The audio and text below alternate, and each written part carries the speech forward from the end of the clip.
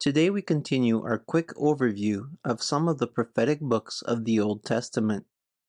The last book we will be looking at is the book of Habakkuk. The prophet Habakkuk lived in a time when the people of God were very wicked. The prophet cried out to God for justice to be done. God responds to Habakkuk and tells him of the punishment to come on the people of God.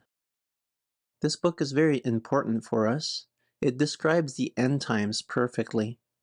We are to learn from the attitudes of Habakkuk, who continually cried out to God as he sees the wicked people prosper. Habakkuk waited patiently for God's answer to his questions, and God did not hide from him all that he was going to do. Let us start with the first few verses.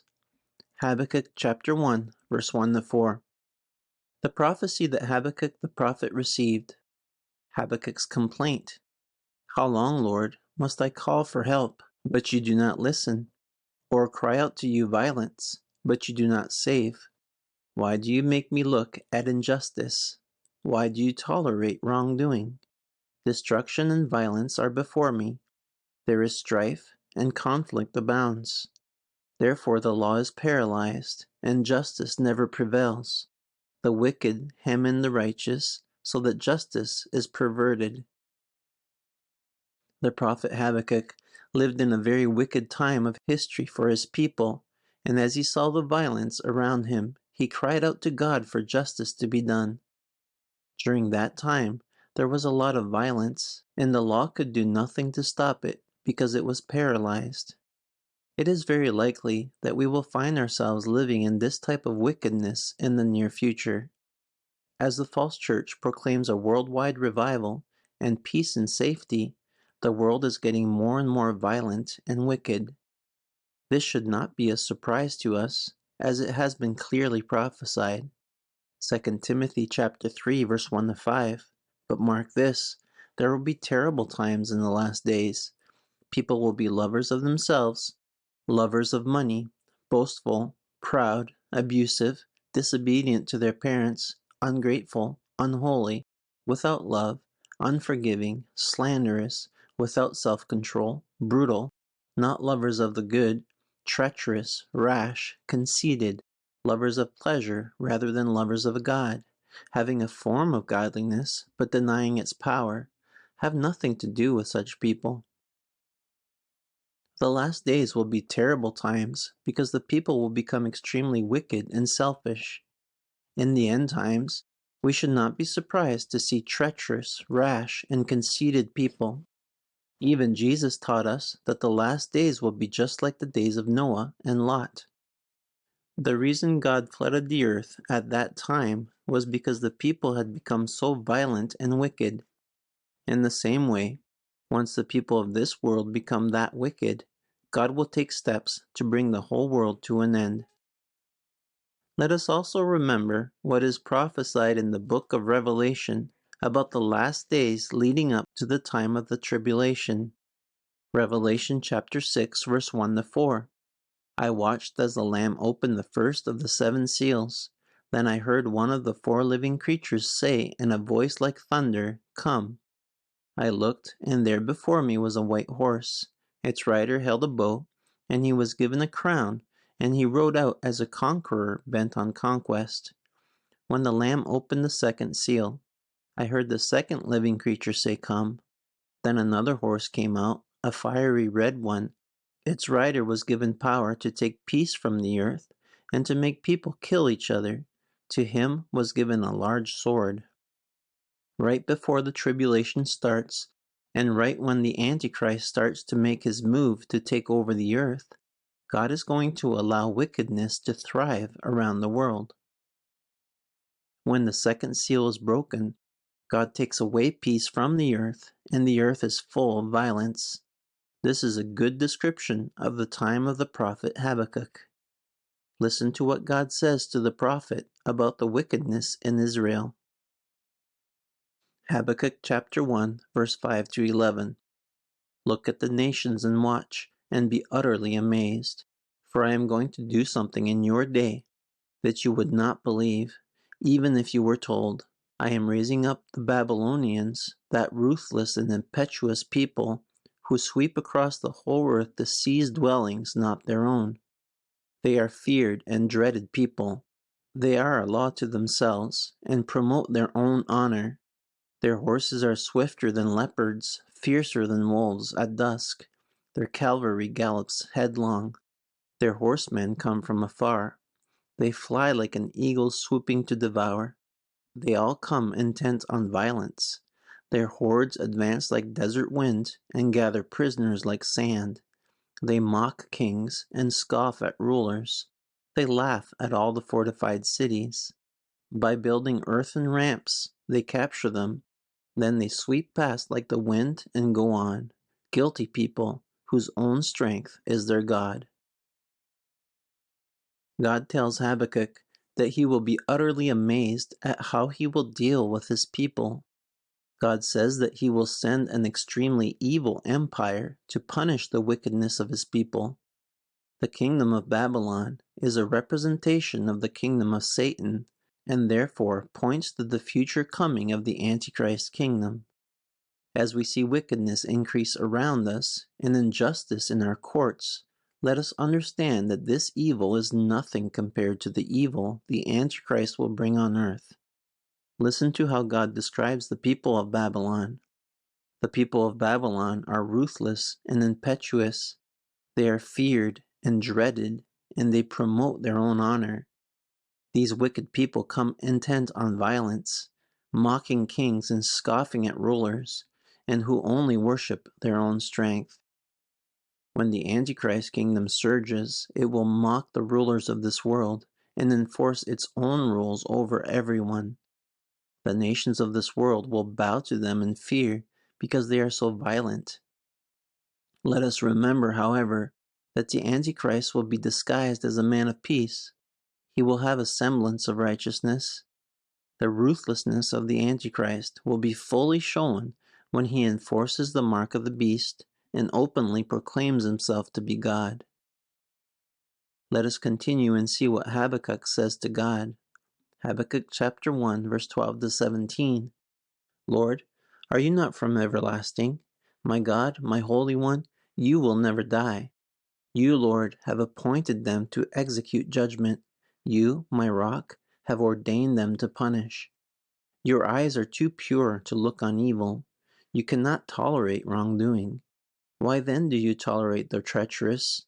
Why are you silent while the wicked swallow up those more righteous than themselves? You have made people like the fish in the sea, like the sea creatures that have no ruler. The wicked foe pulls all of them up with hooks. He catches them in his nets. He gathers them up in his dragnet, and so he rejoices and is glad. Therefore he sacrifices to his net and burns incense to his dragnet. For by his net he lives in luxury and enjoys the choicest food. Is he to keep on emptying his net, destroying nations without mercy? Habakkuk is amazed that God will allow such wicked people to punish his people. Although the prophet knows that God is righteous, he has a hard time understanding how God can allow wicked people to rule over his people and punish them. The prophet asks the Lord, "Why are you silent while the wicked swallow up those more righteous than themselves?" He describes the Babylonians as fishermen who ensnare many nations with hooks and nets, and then they rejoice. These people live in luxury while they destroy nations without mercy. When God allows Satan to rule over the earth, it seems he is allowing things to go from bad to worse. This will be exactly what happens. God will give to the people of this earth the king they deserve, the ruler that they have asked for. Since the people of the earth refuse to accept God as their ruler, God will give them into the hands of their choice leader, Satan. After voicing his second complaint to God, Habakkuk waits for God's reply by saying the following. Habakkuk 2, verse 1. I will stand at my watch and station myself on the ramparts. I will look to see what he will say to me, and what answer I am to give to this complaint. As we approach the end times, we should be like Habakkuk, who did not sit idly. Habakkuk prayed about the wickedness he saw and asked God to help him understand what was going to happen. The prophet was patient, but kept watch until God responded to him. As this world approaches the end times, we need to be like the prophet. We need to keep watch and ask God to help us understand the events of our time so that we can be ready and help the church to be ready. Listen to God's reply to the second complaint. Habakkuk chapter 2, verse 2 to 20. Then the Lord replied, Write down the revelation and make it plain on tablets, so that the herald may run with it. For the revelation awaits an appointed time. It speaks of the end and will not prove false. Though it linger, wait for it. It will certainly come and will not delay. See, the enemy is puffed up. His desires are not upright, but the righteous person will live by his faithfulness. Indeed, wine betrays him. He is arrogant and never at rest, because he is as greedy as the grave, and like death is never satisfied. He gathers to himself all the nations, and takes captives all the people. Will not all of them taunt him with ridicule and scorn, saying, Woe to him who piles up stolen goods, and makes himself wealthy by extortion. How long must this go on? Will not your creditors suddenly arise? Will they not wake up and make you tremble? Then you will become their prey. Because you have plundered many nations, the peoples who are left will plunder you. For you have shed human blood. You have destroyed lands and cities and everyone in them. Woe to him who builds the house by unjust gain, setting his nest on high to escape the clutches of ruin. You have plotted the ruin of many peoples, shaming your own house and forfeiting your life. The stones of the wall will cry out, and the beams of the woodwork will echo it. Woe to him who builds a city with bloodshed and establishes a town by injustice. Has not the Lord Almighty determined that the people's labor is only fuel for the fire? That the nation exhausts themselves for nothing? For the earth will be filled with a knowledge of the glory of the Lord, as the waters cover the sea. Woe to him who gives drink to his neighbors, pouring it from wineskins till they are drunk, so that he can gaze on their naked bodies. You will be filled with shame instead of glory. Now it is your turn. Drink and let your nakedness be exposed. The cup from the Lord's right hand is coming around to you, and disgrace will cover your glory. The violence you have done to Lebanon will overwhelm you, and your destruction of animals will terrify you. For you have shed human blood. You have destroyed lands and cities and everyone in them.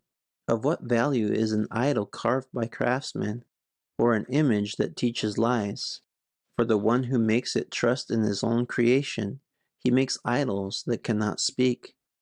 Woe to him who says to the wood, Come to life, or to lifeless stones, Wake up. Can it give guidance? It is covered with gold and silver. There is no breath in it. The Lord is in his holy temple. Let all the earth be silent before him. God makes it clear that what he is saying applies to the end times.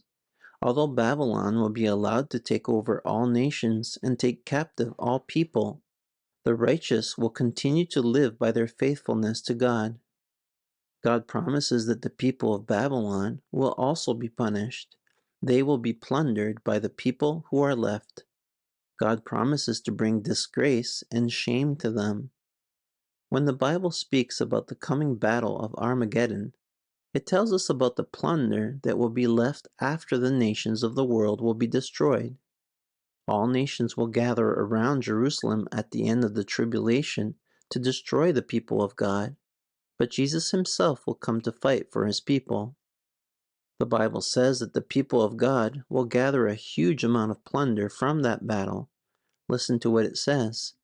Ezekiel chapter 39, verse 9 to 10. Then those who live in the towns of Israel will go out and use the weapons for fuel and burn them up.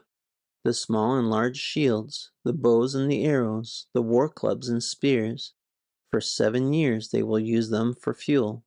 They will not need to gather wood from their fields or cut it from the forests, because they will use the weapons for fuel, and they will plunder those who plundered them, and loot those who looted them, declares the sovereign Lord.